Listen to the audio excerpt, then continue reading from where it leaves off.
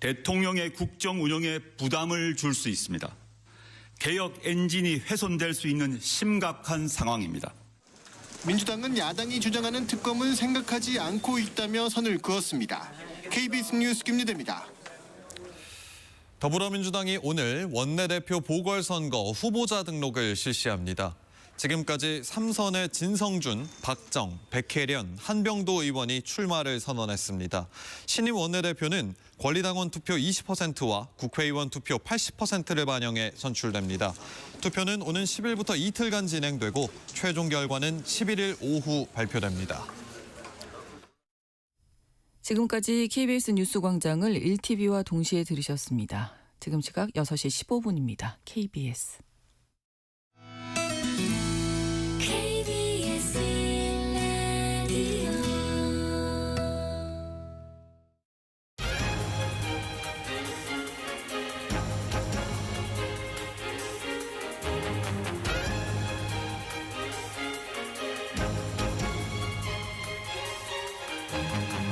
오늘 아침 일라디오. 안녕하십니까. 오늘 아침 일라디오 아나운서 정은혜입니다. 주말 사이 베네수엘라 사태를 보면서 놀라신 분들 많으셨을 것 같습니다. 미국이 대규모 군사작전을 벌이는 과정에서 민간인 희생까지 발생했고요.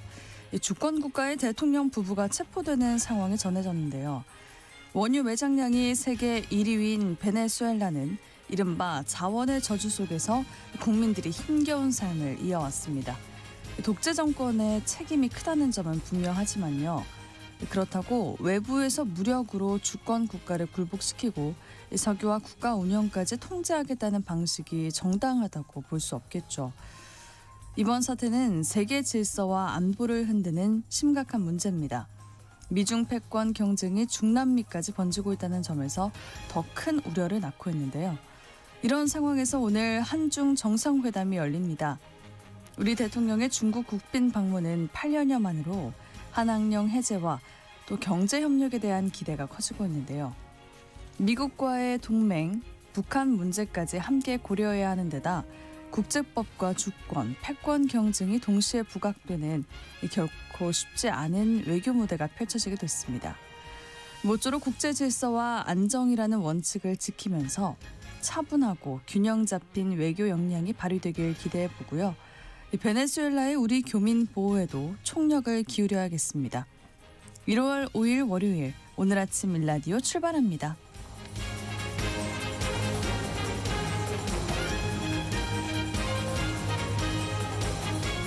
오늘 아침 일라디오 이 시간은 물론 KBS 일라디오의 모든 프로그램은 유튜브 KBS 일라디오의 공식 채널이나 모바일 콩 어플리케이션을 통해 실시간으로 함께하실 수 있습니다. 매주 월요일 이번 주 농작업 정보 시간 준비되어 있고요. 지수로 보는 경제 시간에는 주말에 발생한 미국의 베네수엘라 군사작전이 금융시장에 어떤 영향을 미칠지 점검해 보겠습니다.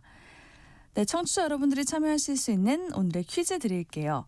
오늘은 절기상 소한입니다. 이름은 작은 추위지만 매서운 한겨울로 접어드는 시기인데요. 이렇게 추위가 깊어질 때면 따뜻한 곳이 떠오르고요. 요즘 이곳을 찾는 사람들이 늘어날 계절입니다. 이곳은 땅속에서 자연스럽게 솟아난 따뜻한 물에 몸을 담글 수 있는 곳입니다. 지열로 데워진 물 속에는 유황이나 탄산 같은 다양한 광물 성분이 녹아 있는데요. 자, 이곳은 어딜까요?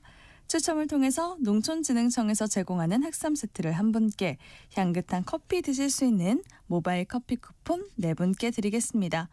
방송에 참여하실 분들은요. 단문 50원, 장문 100원이 드는 유료 문자 샵 9730, 샵 9730으로 보내주세요.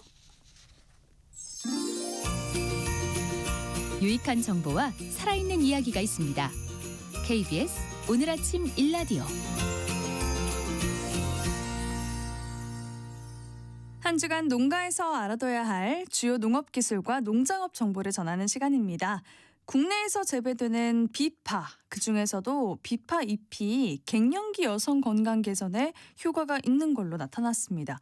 먼저 이 소식부터 함께 살펴볼게요. 농촌진흥청 대변인실 박승무 농촌지도관님 전화 연결되어 있습니다. 안녕하세요.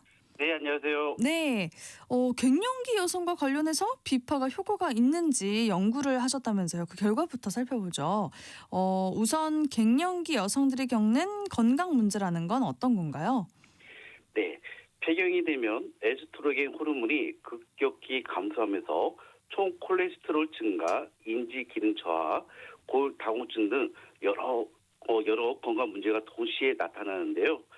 특히 아직까지 폐경기 만성 증상을 통합적으로 개선할 수 있는 식품 소재가 많지 않아서 이를 보완할 연구가 필요한 상황이었습니다.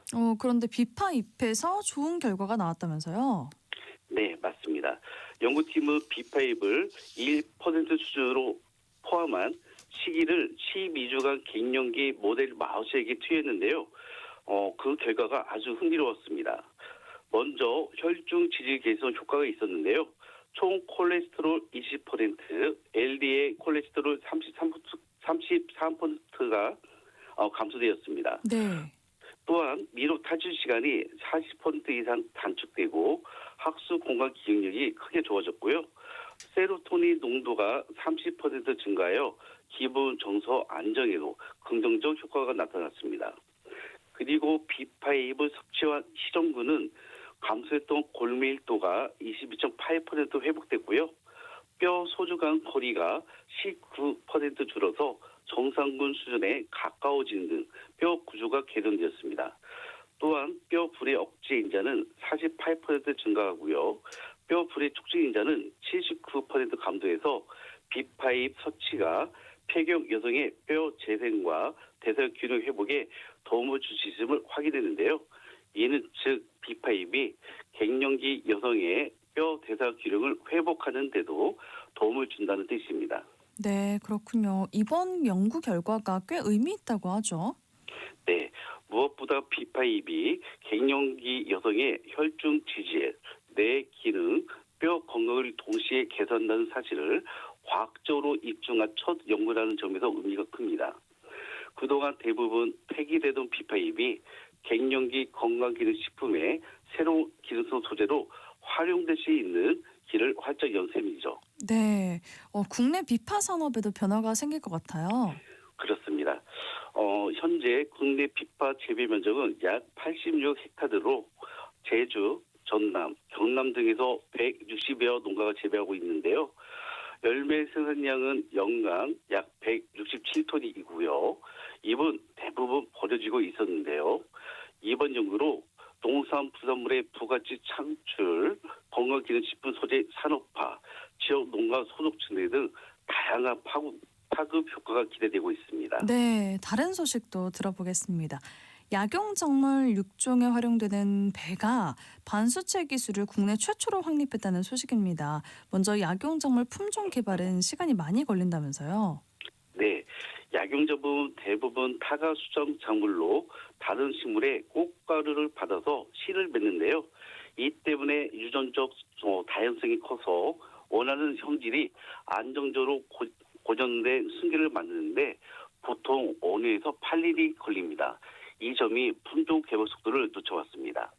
네, 이 시간을 줄이기 위해서 이번에 새로운 기술을 개발하셨다고요. 어떤 기술이죠? 네, 기존에는 반수체 식물을 활용해서 육종 기간을 줄이려 했지만 염색체 수가 절반이라 생육이 약하다는 한계가 있었는데요. 이번에 도라지 꽃가루 세포에서 만든 반수체 염색체를 2배로 늘리는 배가 반수체 기술을 확립했습니다. 이렇게 만든 식물은 정상적으로 자라고요. 형질이 변하지 않는 순계로 바로 활용을 할 수 있습니다. 네, 이번 연구는 도라지를 대상으로 진행됐다고 하셨는데요. 어떤 성과가 있었습니까? 네, 도라지 삼분류에 염색체 배가에 쓰이는 약재인 오리잘리를 적용해서 가장 효율적인 조건을 과학적으로 검증했는데요. 그 결과 50 ppm 농도로 3일 처리했을 때 가장 높은 배가 효율을 확인했습니다. 네. 국내에서 약용작물 배가 반수체 전환에 성공한 것은 이번이 처음입니다. 그렇군요. 이 기술이 현장에 적용이 되면 어떤 변화가 기대해 볼까요? 이번 기술을 활용하면 한 세대, 즉 2에서 3년 만에 형질이 완전히 고정된 계통을 만들 수 있는데요. 이를 통해 10년에서 15년 걸리던 약용작물 품종 개발 기간을 5년에서 8년 수준으로 단축할 수 있고요. 앞으로는 더더욱 자객 등 다양한 약용작물로 확대 적용해서 산업 경쟁력을 높여 나갈 예정입니다. 네, 약용작물 품종 개발 속도를 획기적으로 앞당길 반가운 소식입니다. 자, 이어서 이번 주 농가에서 실천해야 할 핵심 농작업 정보도 알아볼게요. 과수화상병을 효과적으로 막으려면 겨울철 궤양 제거 작업을 잘 해줘야 한다면서요? 네, 과수화상병균은 겨울 동안 나무의 궤양 부위에서 월동한 뒤 식물체 내 양분이 많아지는 봄철에 본격적으로 활동을 시작하는데요. 겨울철에 궤양을 철저히 제거하는 것이 봄철 과수화상병 발생을 막는 가장 중요한 예방법입니다. 또 하나 중요한 점은 개정된 식물방역법에 따라 궤양 제거는 농가의 의무 사항인데요. 과수화상병이 발생한 과수원에서 궤양이 발견되면 예방 수칙을 이행하지 않은 것으로 판단되어 손실 보상금이 10% 감액될 수 있기 때문에 겨울철 궤양 제거 작업에 각별히 신경 써 주셔야 합니다. 그럼 궤양을 어떻게 잘 찾을 수 있나요? 네, 겨울철 과수 궤양은 보통 나무 줄기나 굵은 가지 일부가 번개 또는 짙은 갈색으로 변해 있거나 갈라지고 터진 것처럼 보이는 특징이 있는데요.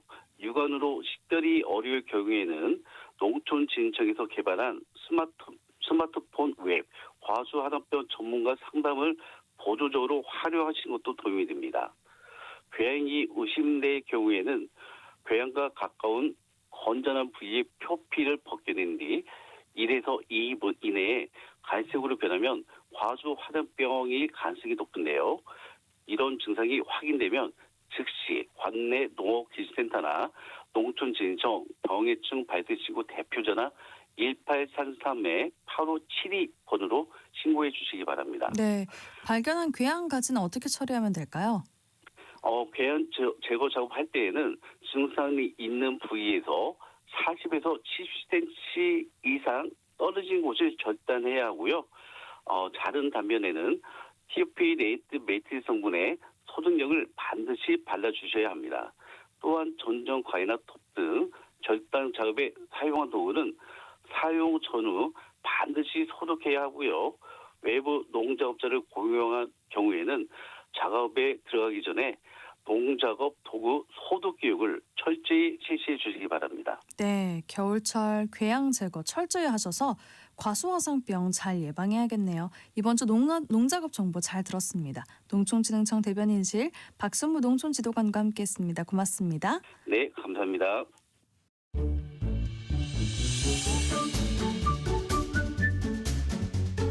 아침을 여는 기분 좋은 습관. KBS 오늘 아침 일라디오.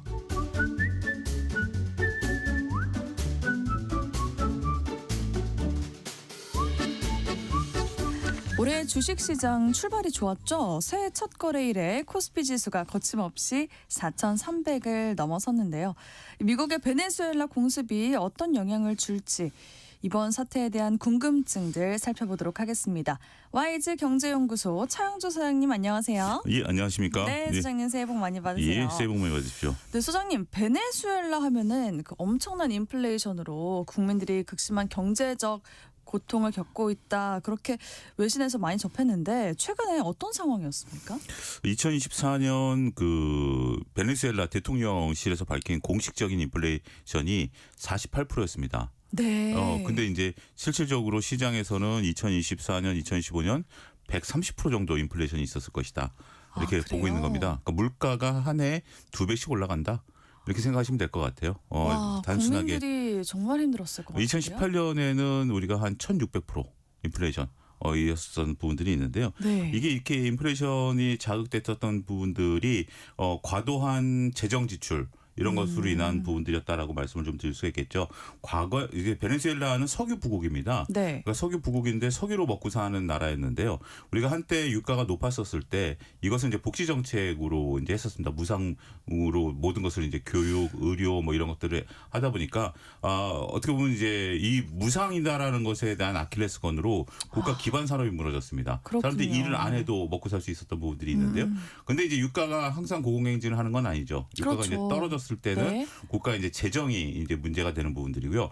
어쨌든 우리가 한번 줬던 돈을 안 줄 수는 없잖아요. 네. 그러다 보니까 과도한 부채를 발행하게 되고 또 이제 그 시간이 지날수록 사람들이 일을 안 하는 것이 이제 누적이 되다 보니까 사회 경제가 마비가 되고 석유 시설이 그러니까 베네수엘라의 석유라는 것이 중동 석유랑 다릅니다. 중동 같은 경우는 어떻게 달라요? 그냥 이렇게 네. 그 파이프만 꼽으면 되는 건데 네. 베네수엘라 석유는 이렇게 이물질이 많이 섞여 있어요. 그래서 정제를 해야 돼요. 굉장히 까다로운 정제 과정을 거쳐야 되는데 네. 이것에 대한 재투자를 안 하고 계속해서 복지 정책만 하고 이게 노후화되다 보니까 설비 투자가 상당히 조금 많이 노후화된 겁니다. 그렇군요. 한때 일일 300만 배럴 원유를 시추했던 것이 지금은 최대를 해봤자 100만 배럴밖에 안 되니까 많은 석유임에도 불구하고 어찌됐든 결론적으로는 이러한 복지 정책이 몰고 온 인플레이션으로 인한 국가 재정의 피폐화 이게 대표적인 국가다라고 말씀드릴 수 있겠습니다. 근데 그 악순환이 계속 반복이 됐던 것 같아요. 네.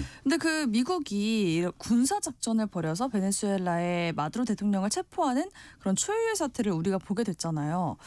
그렇게 한 나라의 대통령을 체포하는 이런 일 사실 충격적인데 왜 이런 일이 생겼습니까?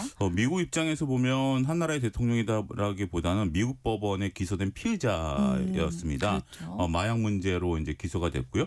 마두로 대통령과 마두로 대통령 부인이 현재 지금 법원에 피소가 된 상태이기 때문에 네. 이번에 체포가 되면서 빠른 시간 내에 미국의 이제 뉴욕 법정에 설 가능성이 있다라고 좀 말씀드릴 수가 있겠습니다. 어찌됐든 지금 이제 근데 이제 이거는 이제 표면적인 이유고요.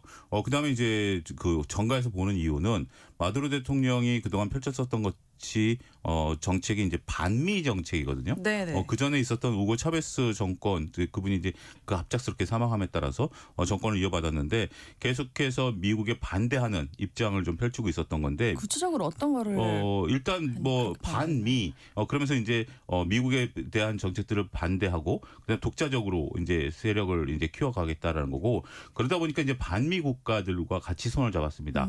대표적으로 러시아, 중국 이런 거죠. 네. 근데 베네수엘라 위치가 어디냐면 그 남미 그 브라질 위에 있어요. 그러니까 네. 이제 그걸 뭐라 그러죠? 그 바다를 접하면서 미국과 접종으로 겪고 있는 거죠. 그 사이 쿠바가 있습니다. 그러니까 미국 입장에서 보면 뒷목에 쿠바랑 베네수엘라가 대표적인 반미 정권 국가인 거죠. 네네. 그러다 보니까 우리 뒤에 누군가 날 째려보고 있는 사람이 있다. 사는데 좀 머리 아프죠. 그런 현상이 벌어지고 있는 상황이다라고 말씀드릴 수 있겠죠. 네. 그리고 또 그 베네수엘라 원유가 중국으로 흘러가는 걸 미국은 굉장히 불편했던 것 같아요. 그러니까 처음에 원래 베네수엘라 원유 앞서 언급드렸다시피 국영 석유 회사가 이것을 이제 했고, 네. 그다음에 미국의 3대 메이저 석유 업체가 베네수엘라에 투자를 해서 베네수엘라 원유를 이제 채굴을 했습니다. 이제 앞서 언급드렸다시피 베네수엘라 원유가 정제하기가 굉장히 까다롭다 보니까 네. 베네수엘라 같은 경우 과거 이제 기술이 없다 보니까 미국 메이저 업체들의 도움을 받아서 이런 것들을 해왔었는데요. 그래요. 그러면서 이제 이런 메이저 업체들이 과거 정권, 차베스 이전의 정권과 손을 잡았었던 상황인데 차베스 대통령, 그러니까 지금 이제 마두로 대통령 이전 대통령이 정권을 잡으면서 미국 업체들을 쫓아냈습니다. 아, 그랬어요? 그걸 이제 미국 업체 쫓아내 지금 쉐브론만 남아 있는 상태고요. 미국 업체들을 이제 쫓아낸 상태이다 보니까 그러니까 이제 미국 입장에서는 좀 당혹스럽죠. 어쨌든 민간 기업의 어떤 이런 것들을 쫓아냈으니까 그래서 제재를 가했습니다. 글로벌 시장에 있어서 현재 베네수엘라 원유를 거래를 못하도록 만들어버렸고 네. 달러 결제를 못하게 만들었습니다. 베네수엘라 원유를. 그러다 보니까 중국이 여기 이제 눈독을 들인 겁니다. 중국 입장에서는 이걸 단순하게 수입하는 게 아니라 베네수엘라에 차관 500억 달러를 제공했습니다. 차관을 제공하고 우리 돈으로 주지 마. 석유를 줘. 그랬어요. 라고 했던 거예요. 그렇기 때문에 베네수엘라 원유가 단순하게 중국으로 흘러간다라는 것이 아니라 중국 입장에서는 받을 돈을 받는 겁니다. 그랬네요. 네, 받을 돈을 받는 거기 때문에 하지만 그거는 이제 뭐 어떤 뭐 속내에 대한 부분들이고요.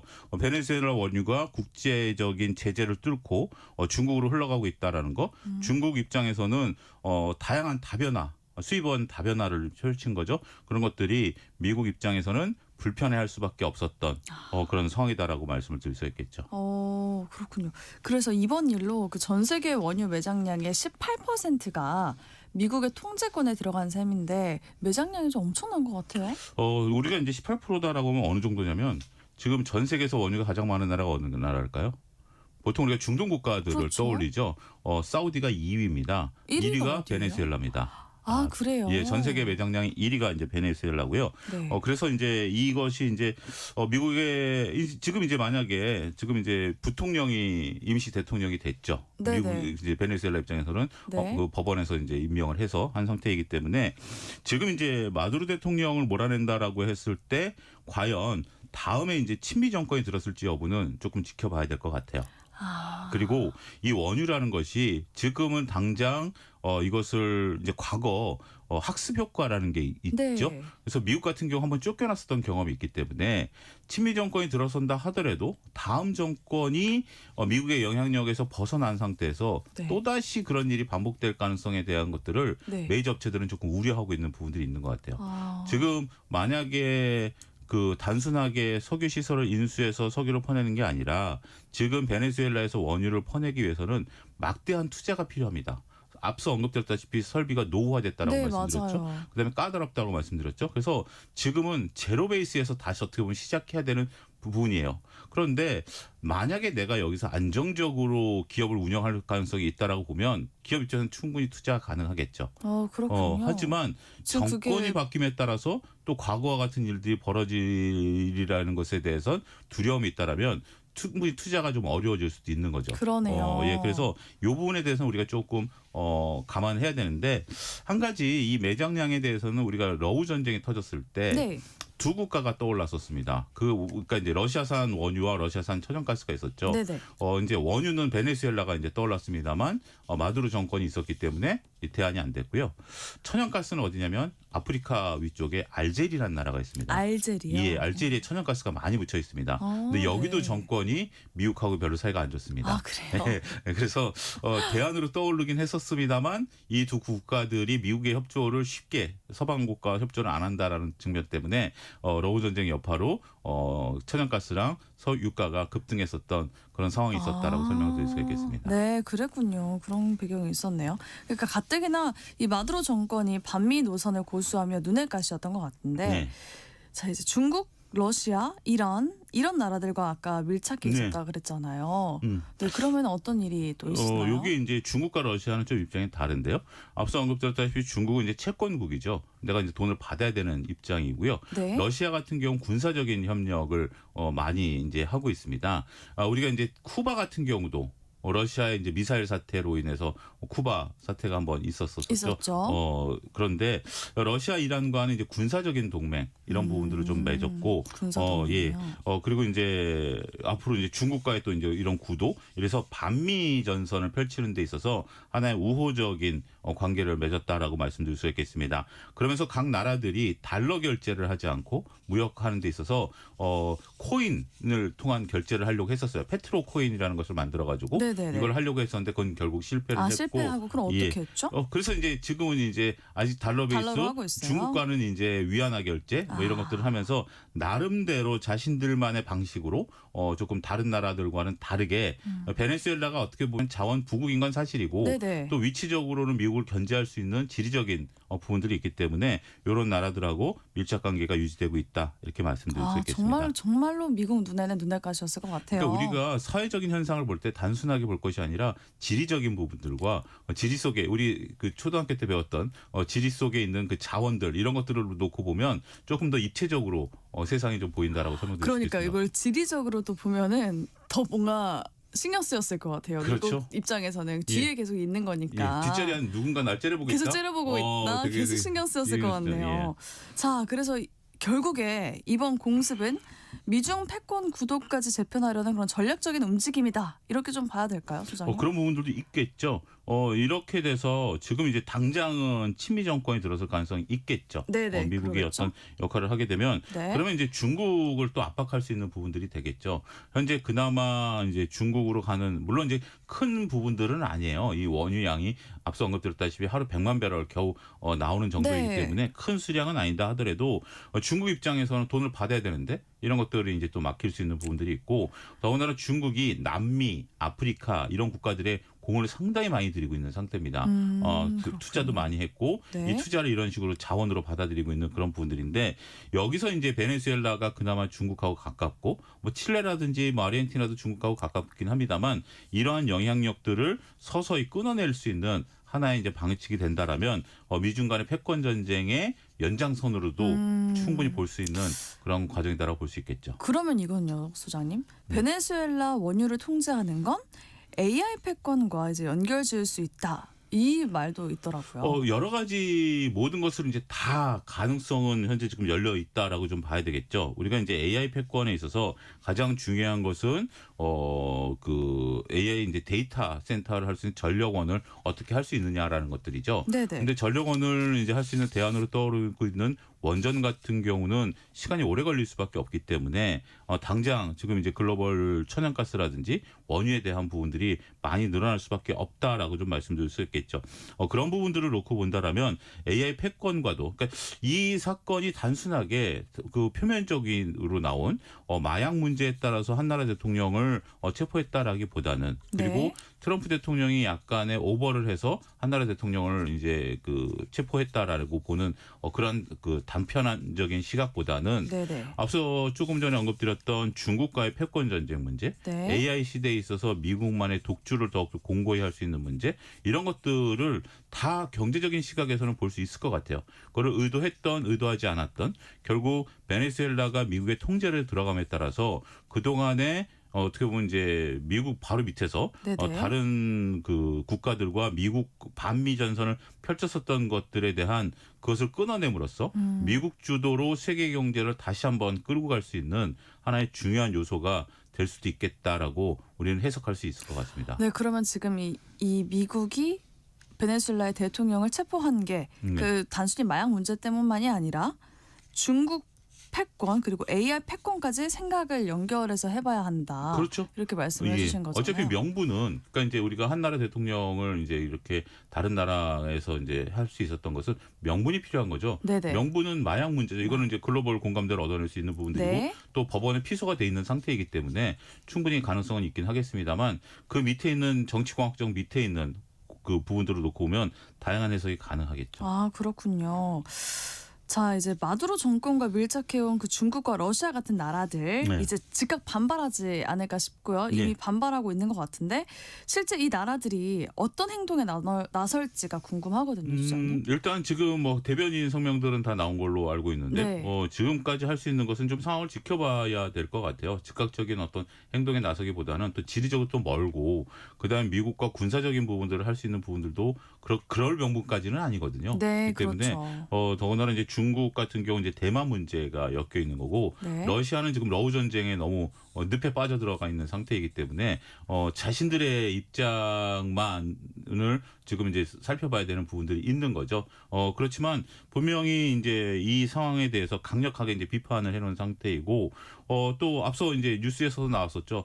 북한도 지금 현재 상당히 좀 떨 수 있는 언제든지 이렇게 3시간 만에 대통령이 이렇게 왜 그러니까요. 잡혀갈 수 있다라는 것이 네. 어마무시한 그러니까 저 초유의 사태 그런 부분을 이제 떨 수 있는 그런 부분들이 되기 때문에 그렇기 때문에 이제 독재 국가들에 있어서 그리고 이제 공산권 국가들에 대해서는 조금 긴장감이 좀 높아질 수밖에 없는 그런 사태였다. 그러니까 그 예. 긴장감을 높이기 위한 미국의 그런 그렇죠. 그러면서 이제 트럼프 대통령은 뭐 이거는 제 내피셜입니다만 방위 분담금을 좀 높여라라든지 뭐 지금 트럼프 대통령이 얘기하고 있는 거 아니겠습니까? 네. 다양한 시나리오가 가능하지 않을까 싶습니다. 그렇군요. 자, 그럼 이제 원유는 여전히 달러 결제 그렇게 아직 하고 있다고 말씀해 주셨는데 당장 이번 주에 우리 금융시장에 어떤 영향이 있을까요? 우리가 이제 원래 이제 원유는 달러 결제죠. 네. 그래서 이제 페트로달러 시대가 이제 열렸던 부분들인데 지금 베네수엘라 원유가 글로벌 시장에 차지하는 비중이 어느 1%밖에 안 됩니다. 1%밖에 안 돼요? 그러니까 이제 매장량은 전체 매장량 18%인데 네네. 1%밖에 안 돼요. 앞서 그렇군요. 언급드렸다시피 워낙 설비가 노후화돼 있고 지금 이제 이런 것들을 뽑아야 되고 이제 사가는 나라들이 없으니까 그래서 네. 1%밖에 안 되기 때문에 그리고 이제 그 동안에 이제 그 결제도 우리가 현물 결제라든지 뭐 위안화 결제 이런 것들이 일어나서 실질적으로 요 부분이 금융시장에 미치는 영향은 별로 없을 거예요. 그러겠네요. 하지만 이게 이제 한 나라 대통령을 이렇게 했다라는 것은 금융시장에 분명 충격을 줄 수 있겠죠. 그러니까 원유로 인한 달러 시장의 문제보다는 네. 심리적으로 금융시장에 미치는 영향이 훨씬 더 클 수밖에 없겠다. 심리적으로요. 예, 그런 부분들을 우리가 좀 봐야 될 것으로 보고 있고 그런데 우리가 이제 주말 사이에 이것이 이제 이루어지지 않았습니까? 그래서 조금 시장에서 범퍼 역할을 했다라고 봐요. 그러니까 좀 완충작용 역할을 했기 때문에 오늘 시장이 흔들리는 부분들이 그게 크지는 않을 수도 있어요. 네. 만약에 이게 금융시장이 열린 상태에서 이런 사태가 있었다면 예, 굉장히 충격적인 부분들이 됐겠죠. 그러면서 이제 뭐 전쟁이 확전 가능성 네. 이런 부분들까지 볼 수 있었긴 하겠습니다만 지금 이제 주말 사이에 있었기 때문에 조금 다소 차분해지죠. 많은 분들이 또 뉴스 검색도 하셨을 거고 저희들도 이런 것을 다룰 수 있을 정도의 시간적인 여유가 그러니까요. 생긴 부분들도 있기 때문에 그러면서 이제 금융시장에서 분석은 또 발빠른 분석은 그렇게 나왔어요. 과거 이런 경우가 한 6차례 정도 있었는데요. 네. 군사적인 경우가 있었는데 그런 경우에 직후에 증시 기준으로 놓고 보면 어떻게 되죠? 0.6%밖에 안 빠졌어요. 아, 그래요? 예. 그렇지만 요걸 지나고 우리가 대략 한 6개월 사이에 6% 정도가 올랐습니다. 그러니까 어떻게 보면 이제 시장이 약세였을 때는 네. 요게 약세 그 하나의 더 약세로 갈 수 있는 요소가 되긴 하겠습니다만 네. 지금은 시장이 글로벌 증시가 강세잖아요. 그렇죠. 그러면 오히려 이럴 때를 매수 기회로 삼을 수 있는 그런 기회가 될 수도 있겠다. 설명이 가능하겠습니다. 기회로 봐도 되겠군요. 그러면 아까 그 1% 정도밖에 안 된다고 네. 하셨는데 이게 국제 유가에 어떻게 반영이 될지 궁금합니다. 이게 그런 이야기도 있더라고요. 오히려 장기적으로 미국이 개발을 하면은 유가가 더 내려갈 거다 이런 전망도 있더라고요. 예, 이런 부분들이 있는데 결국은 미국이 여기에 얼만큼 이제 투자를 할 것인가라는 부분들이죠. 우리가 이제 전체적으로 봤을 때 투자 대비해서 지금 $60 수준이면 네. 과연 투자를 할 필요가 있겠는가라는 부분들도 있는 것 같아요. 그러니까 그만큼 베네수엘라 원유의 질이 별로 안 좋아요. 그리고 우리가 원유라는 것이 여러 가지 이제 또 같은 원유라고 그래도 다릅니다. 미국산 원유는 우리가 이제 그 자동차를 움직이는 가솔린으로 만들기 참 좋은 원유예요. 네. 그렇지만 우리가 원유에서 화학 물질을 다 뽑아내지 않습니까? 지금 이제 이 마이크도 플라스틱이고 이런 것들 다 원유에서 뽑아낸 그렇죠, 거잖아요. 네. 근데 미국산 원유에서는 이것이 불가능해요. 어느 원유가 가장 좋으냐? 이란산 원유가 가장 좋습니다. 왜 그런 그게 이제 지역마다 특성이 있는 거죠.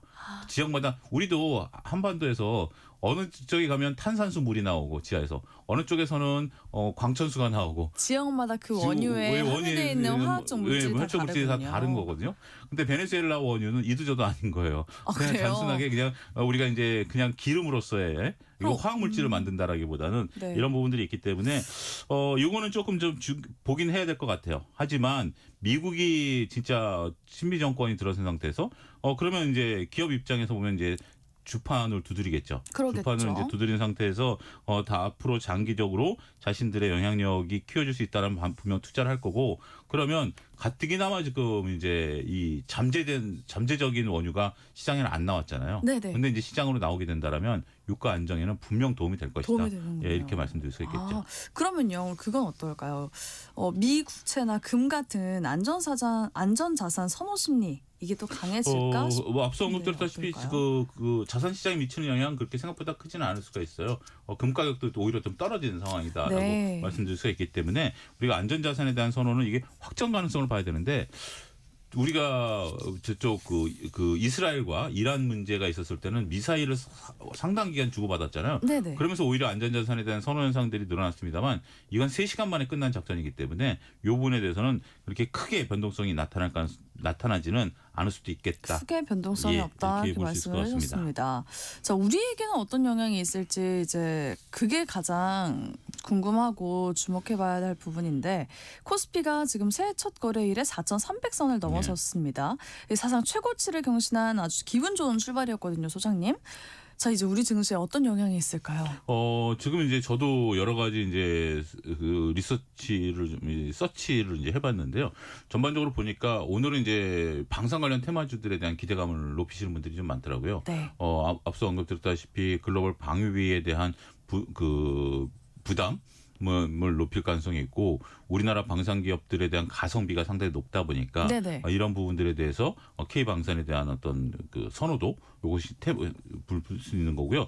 결국 이러한 부분들은 이제 테마주들이 움직일 가능성을 많은 분들이 보시는 것 같아요. 테마주들이요. 예, 그리고 많은 분들이 오히려 밀리면 사야지 이제 이런 얘기들을 많이 하시더라고요. 그게 이제 실질적으로 얼마만큼 행동에 옮겨질지는 좀 지켜보긴 해야 되겠습니다만 주말에 이루어졌다라는 것들 그리고 많은 분들이 차분하게 분석을 했고 네. 과거 데이터까지 분석을 이미 끝낸 상태이기 때문에 시간이 있었죠. 네, 시간이 있었기 때문에 우리 증시에 미치는 영향은 그 대세적으로 상승하는 정말 1월 2일 날 기분 좋게 4,300을 돌파했었기 때문에 올해 이제 그 증권가에서는 증시가 5,500까지 간다라고 이제 보고 있기 때문에 대세적인 흐름에는 큰 변동은 없을 것이다 이렇게 봐야 될 것 같습니다. 대세적인 흐름에는 큰 변동이 없다. 지금 다 뭐 안전자산 같은 부분에서도 큰 변동성이 없을 거라 말씀하셨고. 그러니까 어떻게 보면 이게 어떻게 그 정말 마두로 대통령이 이제 체포됐다라는 부분들이긴 하겠습니다만 네. 핀셋 전쟁이었다. 여기 딱 이렇게 딱 그래요? 핀셋 전쟁이었다 이런 부분들을 놓고 보면 과거 이제 러브 전쟁 같은 경우는 지금 몇 년째 좀 되고 있고 네. 그다음에 이스라엘 문제도 몇 개월째 이제 진행이 됐었던 거와는 조금 다른 그리고 더군다나 베네수엘라에서 좀 반응이 없잖아요. 네. 보통 이렇다라면 베네수엘라 국민들이 시위를 한다라든지 그럴 줄 알았는데요. 베네수엘라 국민들이 이렇게 좀 들고 일어나가면서 전쟁을 불사하는 막 이런 화면들이 막 나오면서 좀 막 외치면서 우리 대통령을 돌려달라 막 이런 시위가 있어야 되는데 생각보다 조용하죠. 조용한 거죠. 그러니까 그만큼 현재 지금 그 베네수엘라의 어떤 앞서 언급된 인플레이션이라든지 네. 국민들이 받았던 고통들이 워낙 크기 때문에 지금 이제 마두로 대통령과의 그런 정권에 대한 신임도가 워낙 낮은 상태 이렇기 때문에 이런 것들이 일어나지 않았는가 말씀드릴 수가 있겠습니다. 그렇군요. 자, 그러면 오늘 한중 정상회담이 있는데 한중 정상회담에서 우리 시장이 주목해야 하는 거는 어떤 거였어요? 예, 오늘 이제 정상회담이 이제 있는데요. 우리가 이제 뭐 여러 가지 뭐 이 뉴스들도 있어요. 뭐 중국이 우리한테 무엇을 원하고 있다라든지 네. 여러 가지 있긴 하겠습니다만 시장이 바라보고 있는 것은 지금 우리나라 4대 총수분들이 다 중국으로 지금 가셨거든요. 네. 그리고 대략 한 100여 분이 또 가셨다라는 소식도 있고요. 그래서 한한령이 얼마만큼 빨리 해제되느냐. 한한령은 공식적인 것은 아니었지만 네네. 지금 이제 한일령이 이제 발동이 되고 있는 것으로 보여지고 있고 우리가 이제 연초에 첫 번째로 서로 만난다라는 것은 굉장히 의미가 있는 거거든요. 그러니까 문재인 대통령이 이제 중국을 방문한 이게 8년 만에 8년 만이에요. 8년 만에 이제 이러한 정상회담이고 박근혜 대통령이 국빈 방문한 지 10년 만입니다. 그렇군요. 그런 부분들을 놓고 보면 우리가 이제 전체적으로 봤을 때에 우리가 보이지 않았던 기업체들, 그러니까 우리가 사드 문제, 박근혜 대통령의 사드 문제 이후에 많은 우리 국내 기업들이 철수할 수밖에 없었던 부분들이 있어요. 네네네, 그래서 그런 부분들이 이제는 중국 입장에서도 과거에 이제 우리를 이제 따라오는 입장이라면 이제는 중국도 경제가 웬만해서 우리랑 이제 대등하거나 조금 우리보다 앞선 부분들도 있는 건 솔직한 부분들이에요. 네네. 그런 부분들이 있기 때문에 중국도 이제 대등하게 우리랑 같이 우호 협력 관계를 맺을 수 있다라는 부분들이 있기 때문에 이재용 회장이라든지 최태원 회장 뭐 이런 부분들 다 가셨기 때문에 네. 뭔가 좀 구체적인 경제 협력 방안이 좀 나오기를 단순하게 우리가 뭐 엔터 화장품 이런 것들이 아니라 중국과 협업을 통해서 우리의 경제가 한 단계 더 도약할 수 있는 그런 계기가 되기를 기대한다라고 봐야 되겠습니다. 네, 많은 분들이 그렇게 기대를 하고 있을 것 같은데요. 그래서 올해 중국 시장 투자 기회도 소장님 많을 수 있겠네요. 그렇습니다. 우리가 이제 잠깐 언급드렸던 게임 엔터 같은 경우도 지금 2월 달에 홍콩에서 대규모 페스티벌이 열리고요. 네네. 그걸 이제 후난 TV를 통해서 중국 전역에 지금 이제 방영할 것으로 현재 좀 알려지고 있는 상태죠.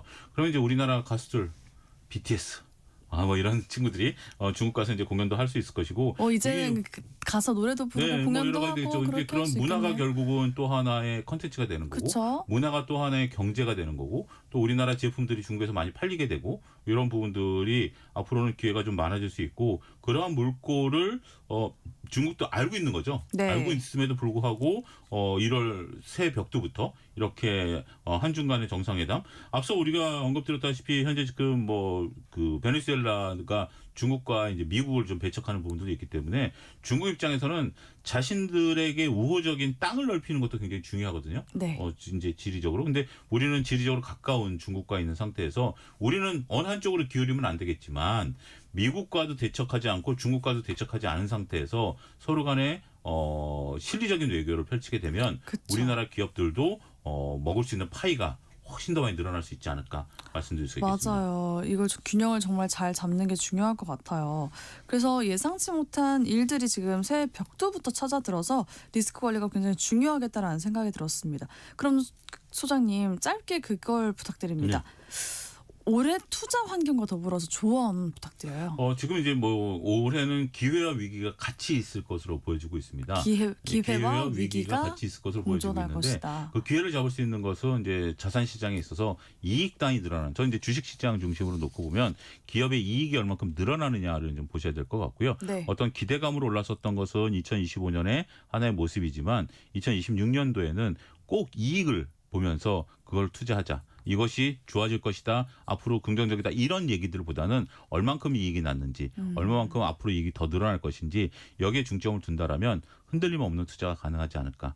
그렇게 좀 말씀드리겠습니다. 한마디로 더 열심히 공부를 해야 한다. 예, 올해 그만큼 더 어려워질 것 같아요. 2025년보다는. 하지만 그 어려워진 만큼 거기에 대한 대가는 충분히 나타날 수 있지 않을까 네, 말씀드릴 수 있겠습니다. 그렇군요.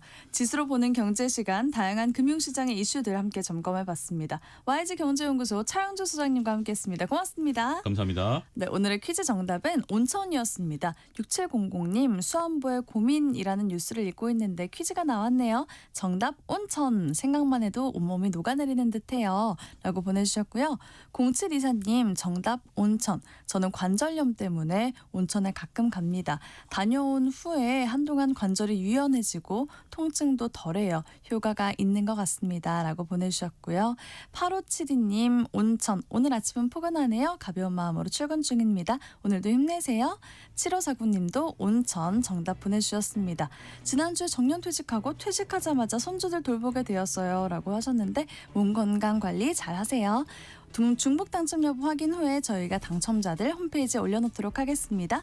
오늘 아침 일라디오 아나운서 정은혜였습니다. 모두 좋은 하루 보내세요.